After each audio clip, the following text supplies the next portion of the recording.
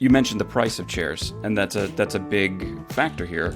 I can hear you typing. Are you looking them up? I'm just making sure I'm looking at the guide. Yeah, as you say, I update it constantly, so I have to remind myself what is currently my top three picks.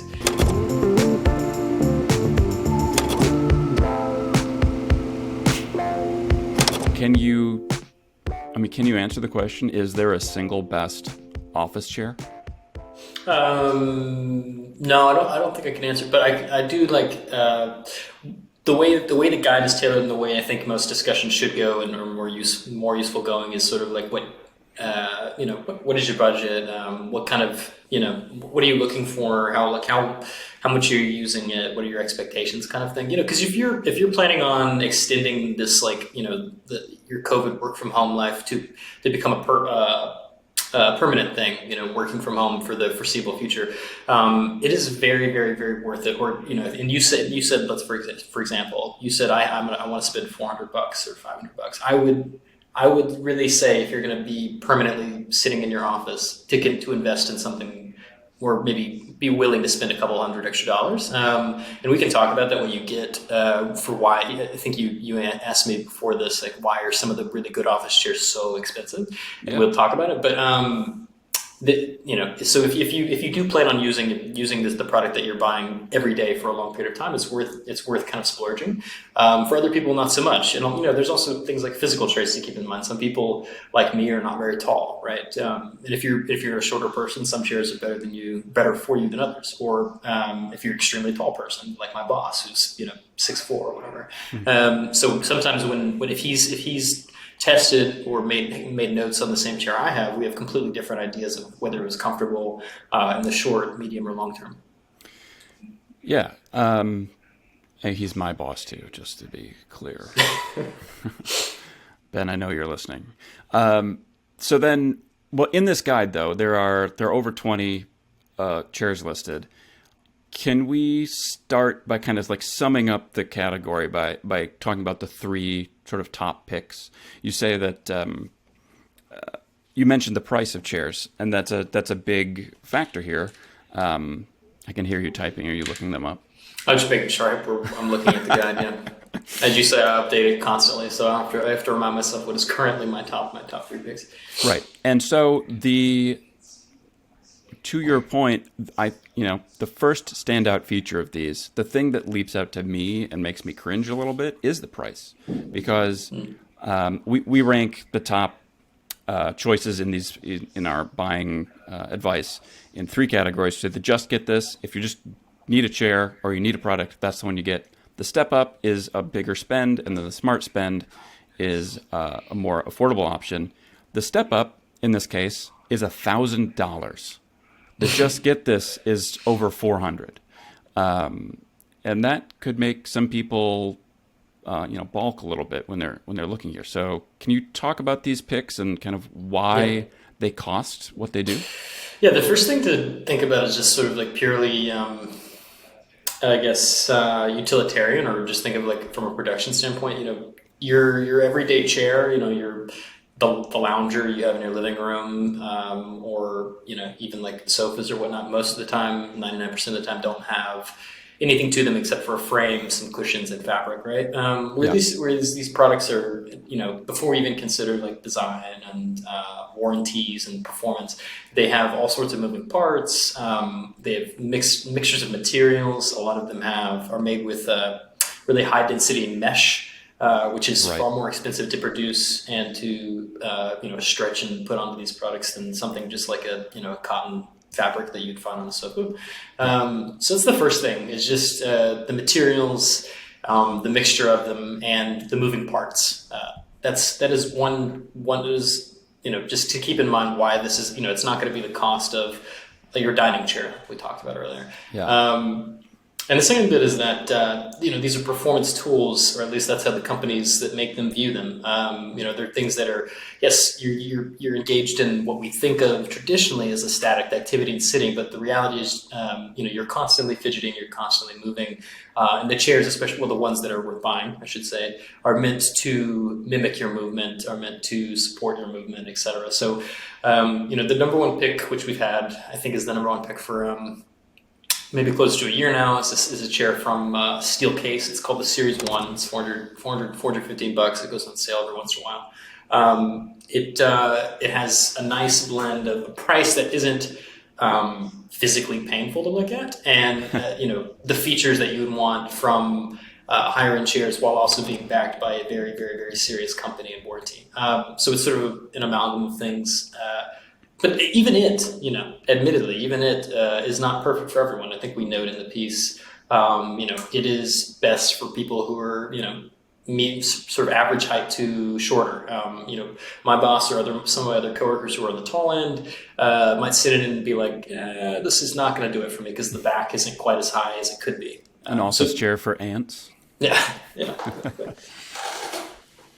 But the second is also from Steelcase. We were talking about the step up. So the Steelcase Gesture is this, its base price is $1,000.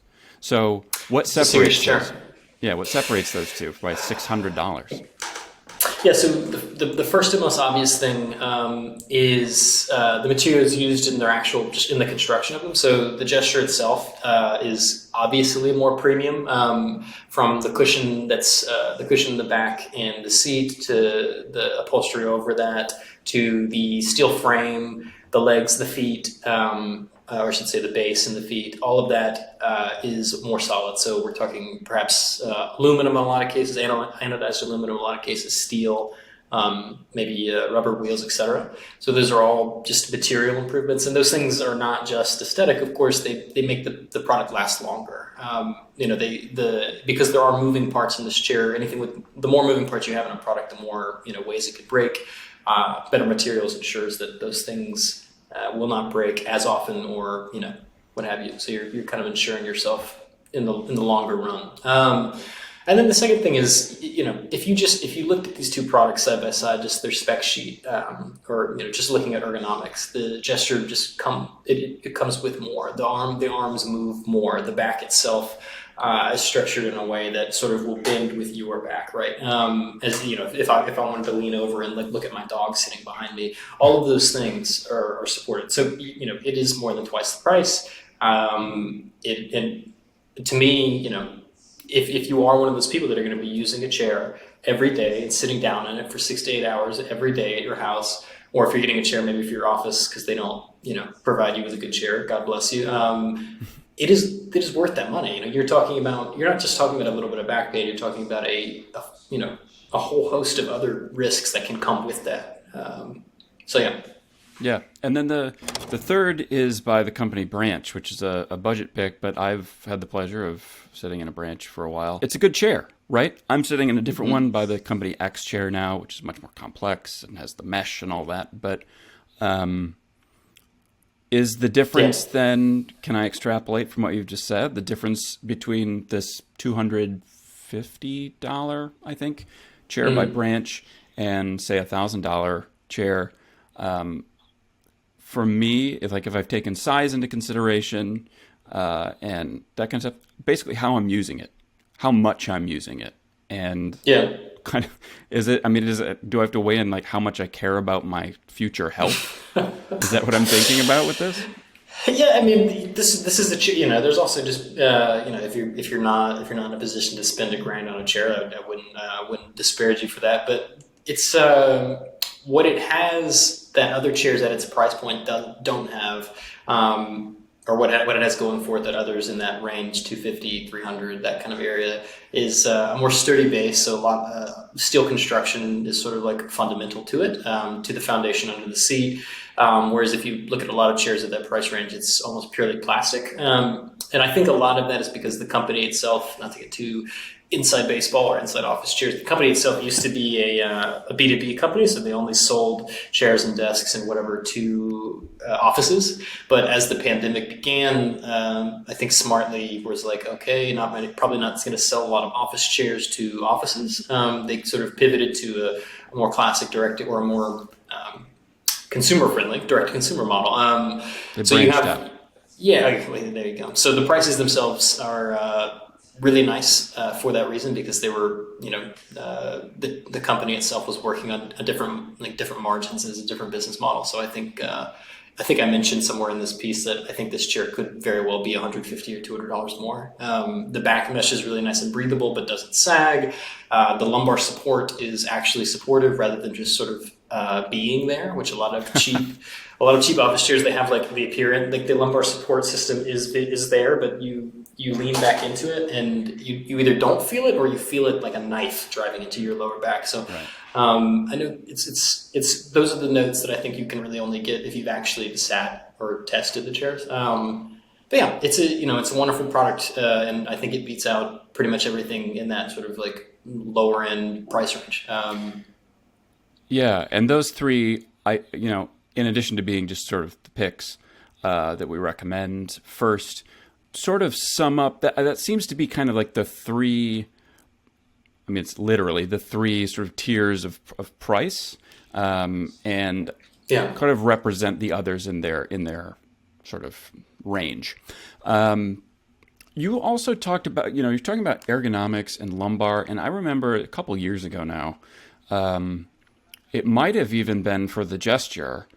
Were you talking about like active ergonomics or some term similar to that? Yeah, it's some like deep, very, very deep, like office chair design nerd stuff. Basically, it's like active versus passive ergonomics. So you have chairs that are actively ergonomic would mean something like like if you think of the Aeron, the Herman Miller chair, that very famous chair. If you Google it, you've seen it in movies. It's the chair that people sit in. A lot of like broadcasters, if you watch sports, all that kind of thing. It's all over the place. Gear Patrol employees. GearPatrol.com, yeah, everywhere. But so it has like all sorts of knobs and handles and levers you can twist and turn to adjust how it fits to you. So that's an active ergonomic chair. So it's something you actively have to go and adjust. There's also a category of chairs called passively ergonomic chairs, and those are chairs that are have been designed more recently, and they adjust to you automatically. It requires a lot of. It requires sort of a more advanced company. So you only see, you most often see sort of like the higher end companies building them. So the Herman Millers, the Knowles, Steelcase has one. The companies that have been making task chairs and office chairs for a long time. But they can, when you sit in them, I don't want to use the word sits because they're not beings, but they can, through a very clever use of,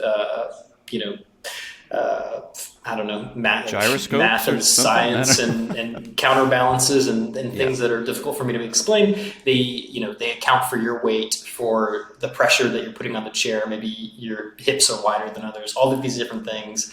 And they can adjust things like tilt tension, adjust, in some cases, height, adjust all of these things automatically by themselves without you needing to turn handles and whatnot. Most people don't buy them for their home office, to be honest. Most of the time they're bought by offices for the office, especially if you're like a hot desking office or, no one has established seating, but everyone comes in and you just kind of pick your spot for the day. And that's, right. It's common for that, but I still think they're kind of cool. So they're the guy. Yeah. It's kind of like it's more of a one size fits all. Or tries to in a high tech way. Yeah. Mm-hmm. Thanks for watching. You can learn more about the products we talked about in this video by clicking the links in the description below and checking out our buying guide over at gearpatrol.com. If you like this video and want to stay in the loop on all of our buying advice, tips, and tricks, follow us by hitting the subscribe button and notification bell. It's free and it helps us a lot.